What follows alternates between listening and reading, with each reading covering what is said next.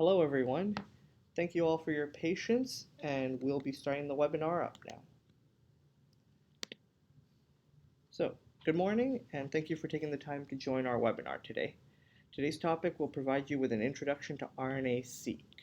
For those of you who are new to our webinars, they're designed to provide constant and systematic training that will help keep you well informed on our products and services. Following the webinar, we'll be sharing a copy of the PowerPoint slides as well as the recorded webinar itself.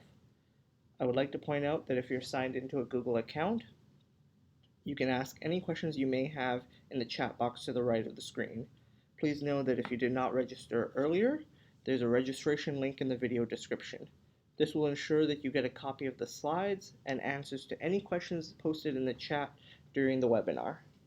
To help frame this webinar, outlined here are the topics that we'll be covering. First, we'll begin with some background on gene expression, followed by an intro into NGS. After that, we'll discuss some of the important considerations when designing your RNA-Seq experiment, followed by understanding the workflow, analysis, and interpretation of your experiment. Finally, we'll take some time to review some projects that have shown the power and versatility of RNA-Seq.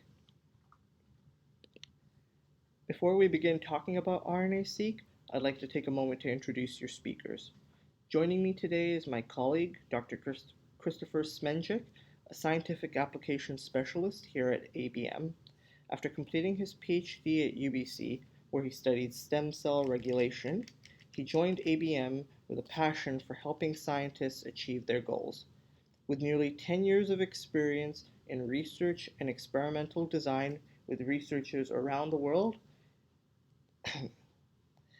and in areas ranging from cell and developmental biology to CRISPR validation and cell line engineering, he can assist with nearly any project you have, from initial setup to post-sequencing data analysis. Alongside him, you have myself, Bashi, a product development specialist with over 5 years research experience in areas such as drug delivery, lipid biosynthesis, and gene therapy, obtained over the course of my graduate degree at SFU. Our main goal is to work closely with clients and provide them with the support that ABM has been renowned for. Before we begin with the core content of the webinar, I'd like to take a moment to talk about applied biological materials and what our goals are. ABM was founded in 2004 and has been driven to catalyze scientific discoveries in the field of life science and drug development for the last 15 years. Headquartered in Vancouver, Canada, we are one of the fastest growing biotech companies in the region, and since our inception, we have worked hard to become known as a reliable source for clients such as yourselves.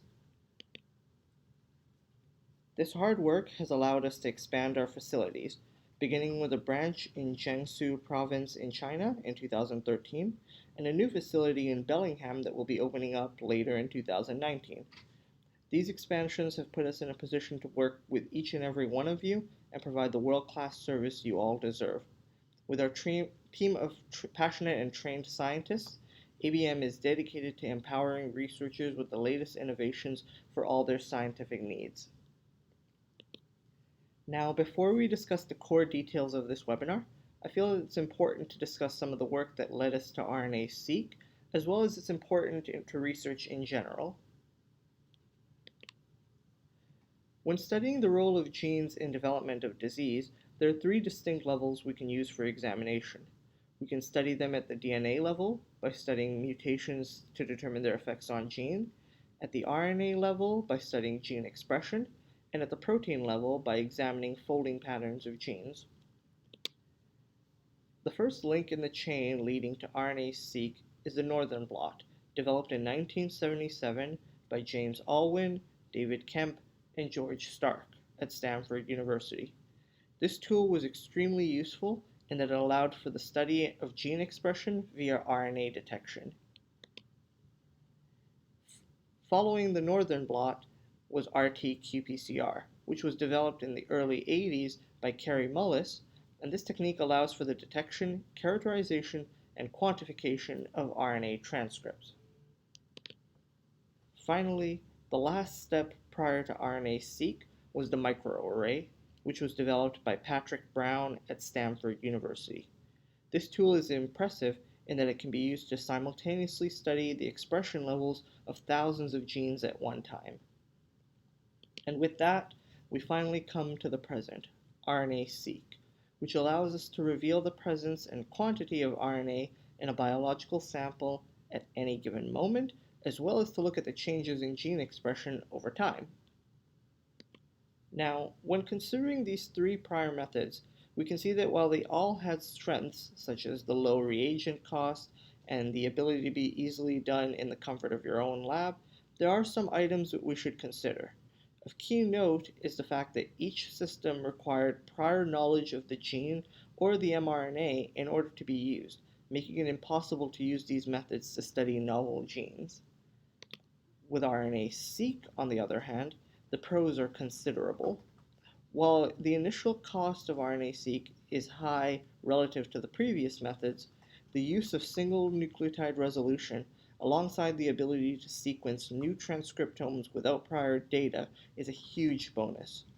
When coupled with its massively high throughput, this creates a winning combination that would be an asset to any researcher. Now, with the advent of Illumina in 2007, we can see the near exponential increase in the number of RNA-Seq publications, which demonstrates the widespread use and accessibility of this tool to researchers. And now we find ourselves in a position to answer the question, what is RNA-Seq? In essence, RNA-Seq is a technique that allows us to begin with cells or tissues and examine the expressed genes. By taking advantage of next-generation sequencing, we can learn about changes in gene expression and identify novel splicing events in genes. With this brief background, I'd like to pass things over to Christopher, who will begin with a brief overview of the topics for today's talk. But first, a quick reminder to everyone listening to please post any questions you may have in the chat box during the course of the webinar. Thank you, Bashi, for that brief introduction, and thanks for joining us today for our webinar.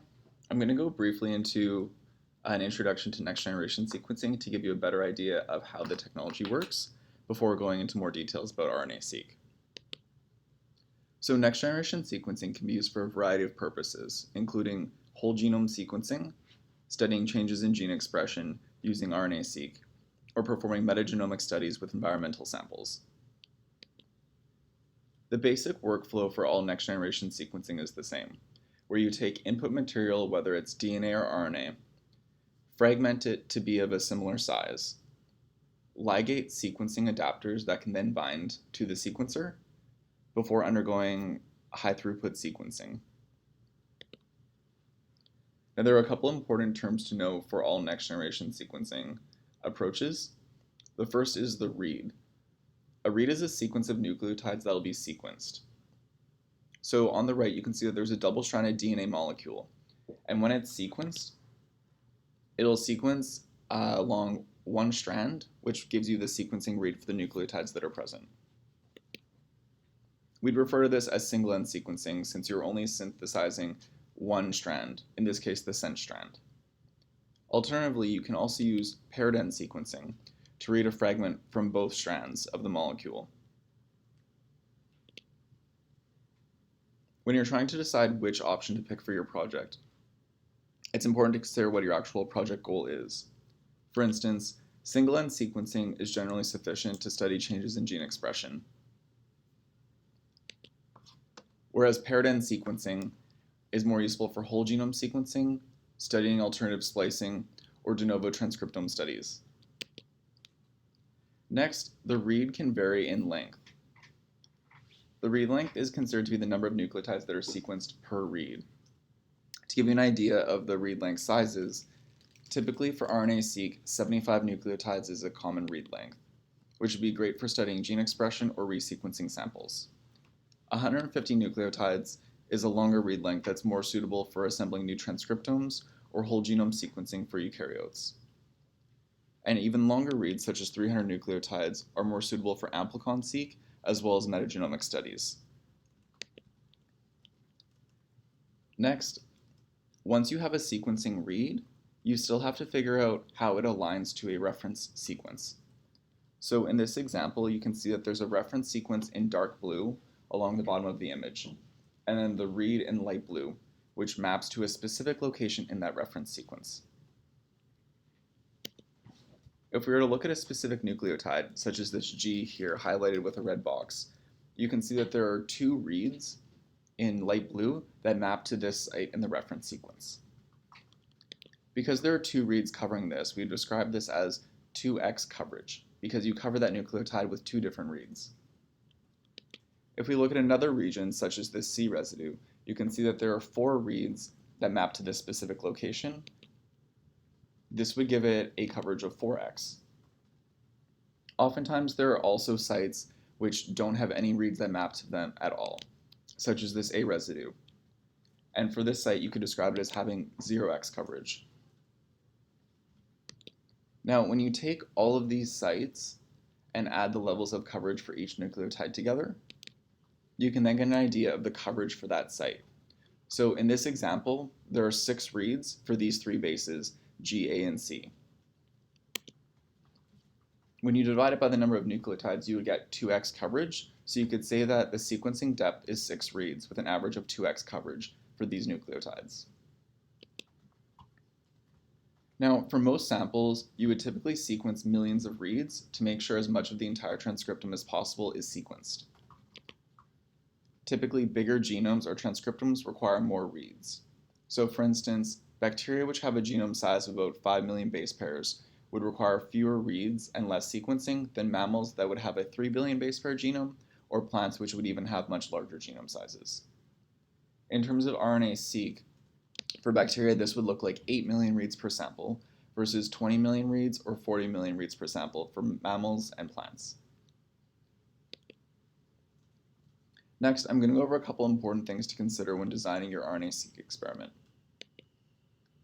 First, most of the RNA that's present in a cell is not actually messenger RNA. That is what most researchers want to sequence. For instance, if you take the total RNA present and look at the breakdown of what it's composed of, you'll find that about 85% of it is ribosomal RNA, which most researchers typically do not want to sequence. Next, about 10 to 12% is transfer RNA, again, which most researchers are not interested in sequencing for their projects. mRNA itself is typically about 2 to 3% of the total RNA present in a cell. And then an even smaller percentage than this is composed of microRNAs, long non-coding RNAs, circular RNAs, and other sequences. So if your starting point is this large population of total RNA, you have to find a way to enrich for what you actually want to sequence in that sample. There are 2 basic ways that we can do this. The first of which is poly-A enrichment, where we use special beads that can bind to the poly-A tails on mRNA transcripts to pull them out of the population of total RNA and enrich for poly-A sequences. Alternatively, if you want to study mRNAs as well as small RNAs like microRNAs, you can use a treatment called rRNA depletion, which will selectively remove the rRNA sequences from the total RNA population.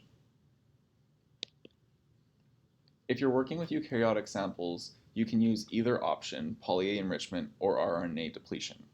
If you're working with prokaryotic samples, however, you absolutely have to use an rRNA depletion treatment because prokaryotic cells typically do not have poly-A tails on their mRNA transcripts. Next, you need to consider how you're designing your project and what your goal is. If your goal is de novo transcriptome assembly for a species which previously hasn't had a sequenced transcriptome, you would typically want greater sequencing depth and longer reads to help with the assembly. Next, if you only want to study changes in gene expression to see if a particular gene increases or decreases in response to a stimulus, using single-end sequencing is typically sufficient. Finally, if you want to identify novel transcripts or new alternative splicing events, you would typically want to use a greater sequencing depth and paired-end sequencing. Next, I'm going to go over briefly the general RNA-Seq workflow for most projects. This is highlighted here, and I don't want you to focus too much on this, but there are 4 basic steps, beginning with library preparation, before a sample is input into the sequencer, followed by bridge PCR, sequencing by synthesis, and finally analysis. At the outset of the project, you would have to input your starting material, assess its quality, and convert it to DNA. Typically, when we begin with a sample, we would ask, is the mRNA degraded? If it's not degraded, we can perform polyase selection before converting the RNA into DNA. This conversion from RNA into DNA is done to increase the stability of the molecule and ensure success with sequencing. If the mRNA transcript is degraded, however, we can do special treatments that can repair the transcript to still provide sequenceable material for the project. Next, once the material has been converted into DNA, it will likely be of different sizes because different mRNA transcripts are generally of different lengths. So the next step would be to fragment the DNA into uniform sizes to make sure each fragment is equally likely to be sequenced.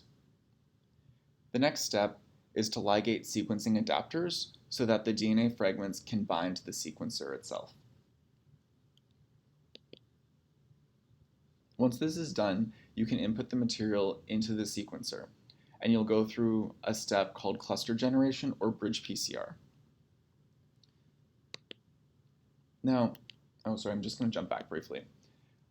Bridge PCR is one of the most important steps for sequencing because when you're sequencing these molecules, it's not possible to sequence a single DNA molecule in the sequencer itself. You first have to generate clusters of identical molecules that are then sequenced together. So in this diagram, in part 1, you can see a DNA molecule that binds to the flow cell of the sequencer. The molecule then bends over and binds to the other adapter on the flow cell before DNA synthesis begins to form a double-stranded DNA molecule. You can see this now in part 3 where the sequencing reaction that generated the double-stranded DNA occurs. In step 4, you can see that you now have 2 molecules in 2 clusters. This process is repeated many times in panel 5 until you have sufficient DNA molecules to be able to sequence each cluster. Now, importantly, you need to know the concentration of your library so that you can avoid overclustering. Overclustering happens when the cluster density is too high.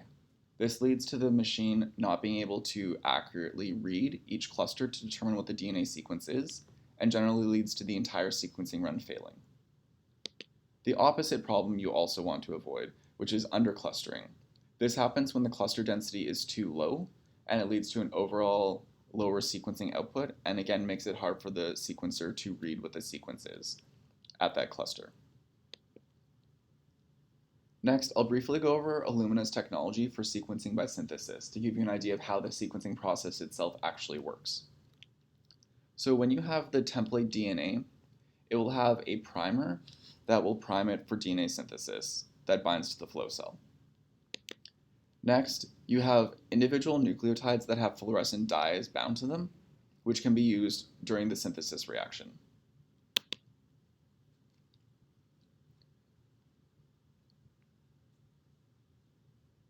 In the next panel, you can see that the A nucleotide has been added to the sequence. All the nucleotides that didn't bind because they don't have a complementary base on the other strand would be washed away. After this step occurs, there would be a fluorescent emission in response to light stimulus from the nucleotide that's been added that will be imaged by the sequencer. After this step, the fluorescent site is cleaved from this molecule, washed away, and then the process repeats again. Once this repeats to the end of sequencing, you will then be able to have the machine go through and read each of the fluorescent signals that occurred to piece together what the sequencing was for that molecule.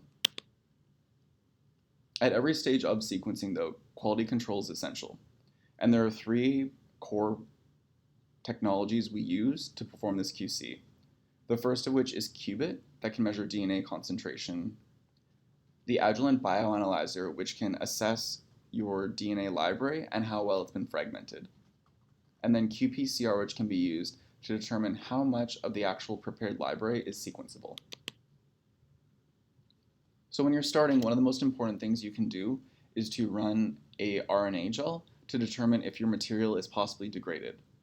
If you have a high quality sample, you should see a few distinct bands in your gel, versus if the sample is degraded, you'll typically see a large smear in that lane.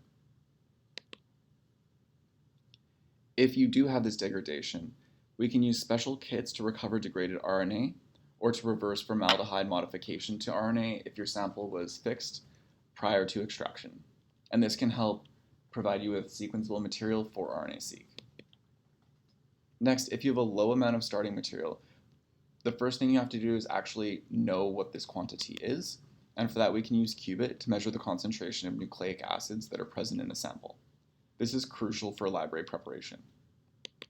If you do have a low amount of starting material, we can use special kits that can amplify the mRNA that is present using the poly-A tail prior to RNA-Seq. Next, after you have the material and it's been converted from RNA to DNA, and you go through the fragmentation step, the Agilent bioanalyzer comes in handy to tell you how efficient the fragmentation was and to give you an idea of the average fragment size in your sample. And then after you've ligated the adapters successfully, qPCR becomes essential, and I'll go through these two steps next. With Agilent, when you input your sample, the data that you get from it is effectively a graph that tells you how big the fragment sizes are that are present in your sample and their general distribution. So in this graph here, you can see that there are two peaks on the left and right-hand side of the graph. I've highlighted them here in red boxes for you.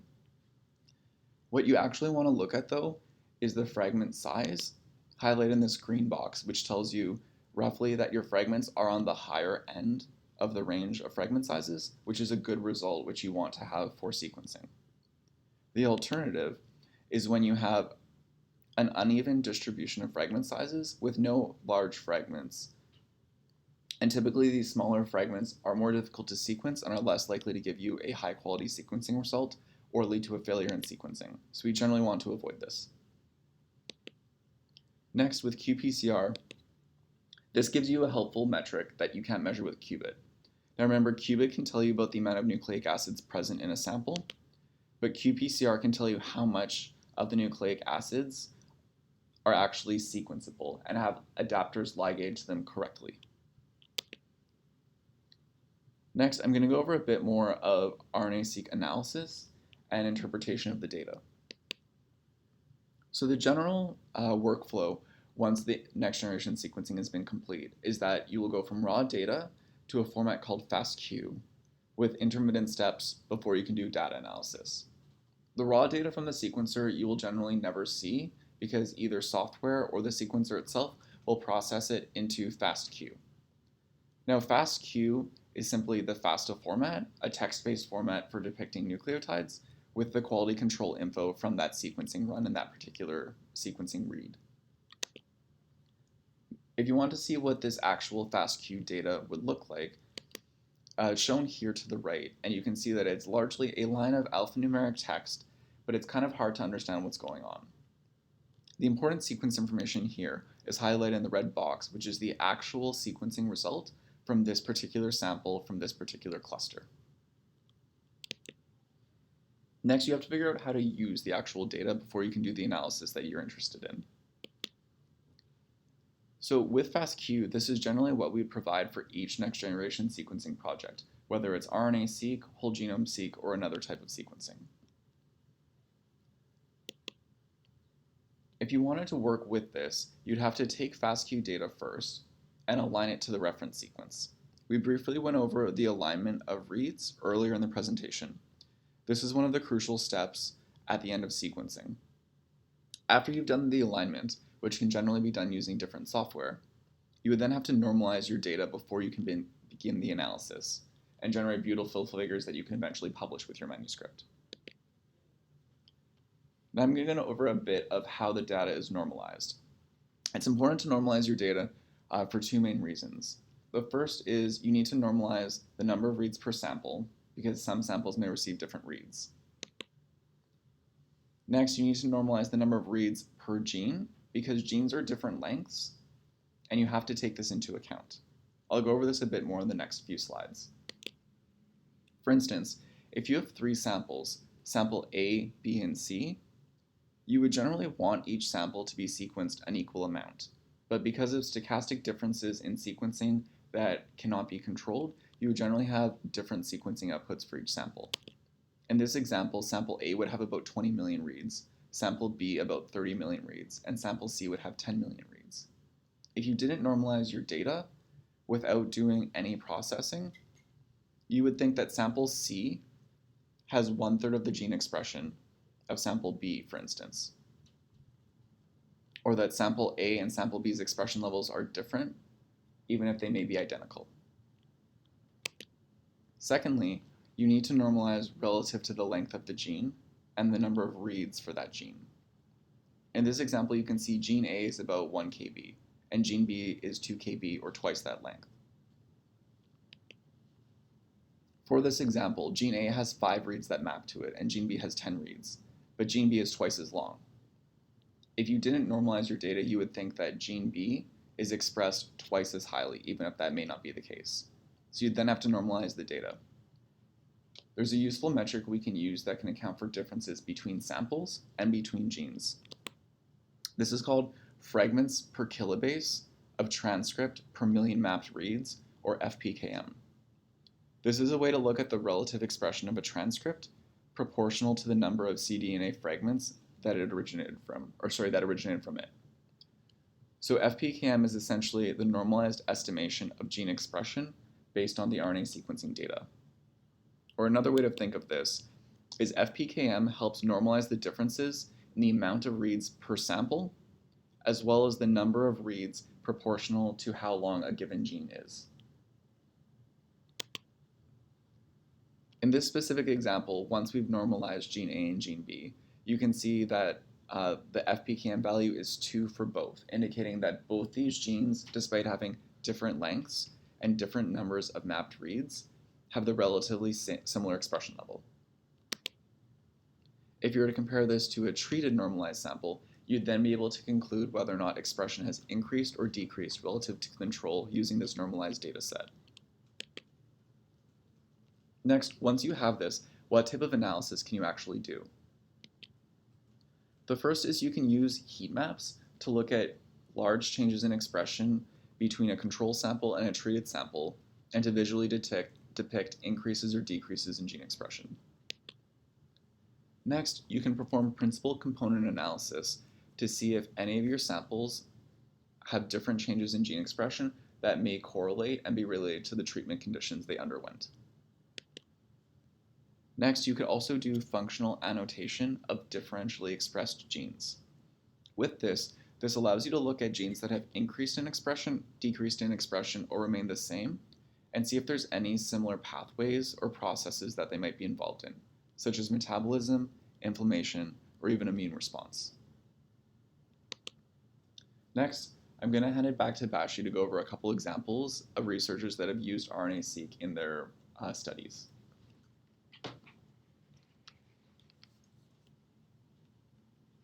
Thank you for that excellent talk, Christopher. As he just mentioned, I'll be taking a few minutes to discuss some of the studies that people have used to demonstrate the power and versatility of RNA-Seq, and after that we'll wrap up the webinar and proceed to the Q&A session. Now, the first of these projects is the ENCODE project, which focused on identifying genome-wide regulatory regions in different cell lines. This was then followed by the model organism ENCODE project, which aimed to provide the biological research community with a comprehensive encyclopedia of genomic functional elements in the model organisms C. elegans and D. melanogaster. This was a huge undertaking and was aimed at helping to better understand the downstream effects of regulatory regions. Next, we have the Cancer Genome Atlas project, which took advantage of RNA-Seq to analyze thousands of cancer patient samples to better understand the underlying mechanisms of malignant transformation and progression in cancer. Finally, the use of RNA-Seq in medicine has been substantial, as it's allowed for researchers to expand their work into personalized medicine, which can have a huge impact on genetic disease. And with that, We now come to the wrap-up portion of the webinar, and as a thank you, we'd like to offer you a promo code for 25% off of your RNA sequencing bioinformatics package, which you can see here and will also be included in our follow-up email. And now that we've finished through with the background of RNA-Seq, let's take a moment to examine some of the resources that ABM offers.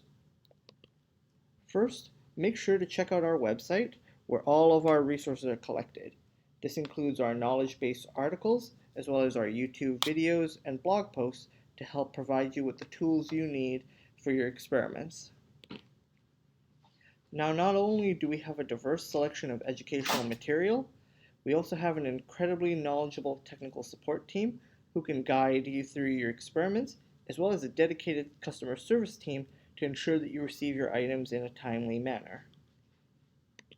If you have any questions about our materials or services, you can always reach out to us by phone, email, online chat, and in addition, we have a comprehensive frequently asked questions section on our website, so you can always browse through and see if you can find the answers there. Thank you for taking the time to join us today. To just give you a heads up, we'll be having another webinar on whole genome sequencing, so keep an eye out for an invitation from us soon. Thank you for taking the time to join us today, and now we'll proceed over to the Q&A section.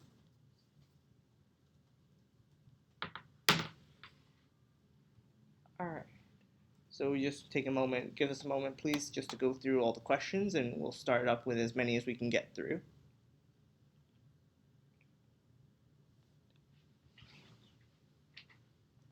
All right, so we've got one here from Ian O. And the question is, how long does it take to do library prep, as well as QC and sequencing? So, Chris? So generally, from the time we receive your samples to do preliminary QC, the library prep process, the adjuvant QC, and prepare your samples for sequencing, the process from the date we get your samples until you get your data is about 4 to 6 weeks. Now, a large part of that time isn't set aside for the actual sequencing process, which can generally be done in about a week, but it's to ensure that we have sufficient samples in order to set up the sequencing run. If you have a large number of samples, we can possibly provide you with the results from your sequencing in a matter of a few weeks. That sounded like a good answer. So now let's look for another one. We've got one here from Andrew Cushman. He's asking if he's done his experiment and he has the raw data, can he give us the raw data and have us do the sequencing for him? Thanks, Andrew. That's a great question. So if you do have raw data and you don't know what to do with it, we have a dedicated in-house bioinformatics team that can effectively do nearly any type of analysis that you need for your project. We have a number of bioinformatics services listed on each of our NGS pages, including for RNA-Seq.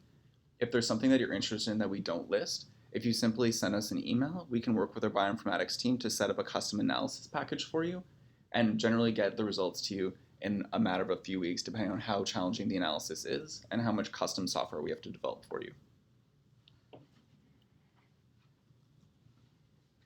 Oh, that's perfect. All right, now we've got another one here from Kate. What happens if my samples fail QC? Chris? Thanks, Kate, for that great question. So if we receive your samples and there's any issue during the QC process, we'll reach out to you and let you know if we would like to ask for new samples or if there are steps we can take to try to address it and process your samples and possibly still achieve a high-quality sequencing result. If for whatever reason your samples don't pass the additional QC, we reach out to you again and ask you if you'd be able to provide new samples or provide you with alternative options for proceeding.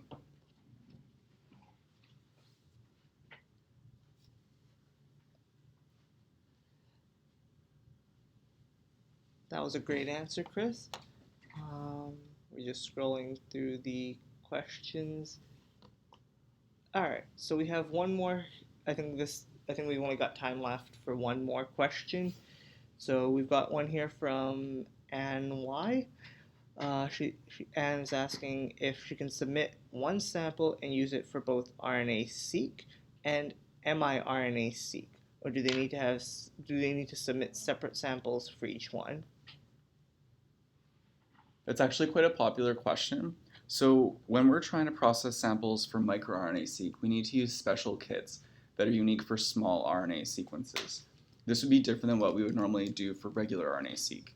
So if you did want to do both RNA-Seq and microRNA-Seq, we would either ask for twice the starting sample amount or 2 separate samples in order to process this. That was fantastic, and I hope that was helpful and that made sense. Let me see if we're able to answer any more. All right. So unfortunately, I think we are a little up on time right now. So what we'll do is we'll go through the questions, we'll write up some answers, and we'll be emailing that out to you along with the slides for this webinar. So once again, thank you all for joining us today, and we hope you have a great rest of the day. Thank you.